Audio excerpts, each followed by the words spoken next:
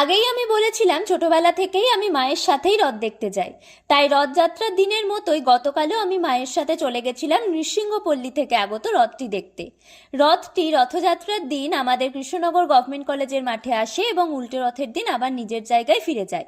জগন্নাথ দেব, বলরাম, সুভদ্রা এই কদিন বিভিন্ন বেশে সেজে ওঠেন।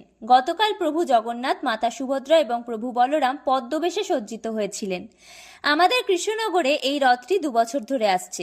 গত বছরেও মা আর আমি উল্টো রথের দিন প্রভুকে দর্শন করতে গেছিলাম, কিন্তু একটু দেরি হয়ে যাওয়ায় ততক্ষণে রথ চলে গেছিল, তাই আমরা আর দেখতে পারিনি। তাই মনটাও একটু খারাপ হয়ে গেছিল।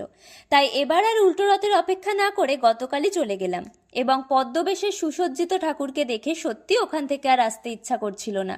শ্রী জগন্নাথ দেবের এই 9 দিন ব্যাপী রথযাত্রায় ভাগবতীয় অনুষ্ঠানও চলছিল। আমরা যখন গেছিলাম তখন একটি মেয়ে নৃত্য প্রদর্শন করছিল। কিছুক্ষণ ঠাকুরের সামনে দাঁড়িয়ে ঠাকুরকে দর্শন করার পর রথকে কেন্দ্র করেই মাঠে যে মেলা বসেছিল সেই মেলাটি একটু ঘুরে নিলাম। মেলাতে সাজগোজের জিনিস, জামা কাপড়, খেলনা, বিভিন্ন রকমের দোকান, বিভিন্ন রকমের দোলনা ও খাওয়ার স্টল ছিল।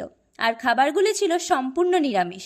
মেলায় গিয়ে কিছু না খেয়ে চলে আসবো তা কি হয়? তাই আমরা মেলা থেকে ভেজ মোমো, পাঁশকুড়ার চপ, মথুরা কেক খেয়ে বাড়ি চলে এলাম।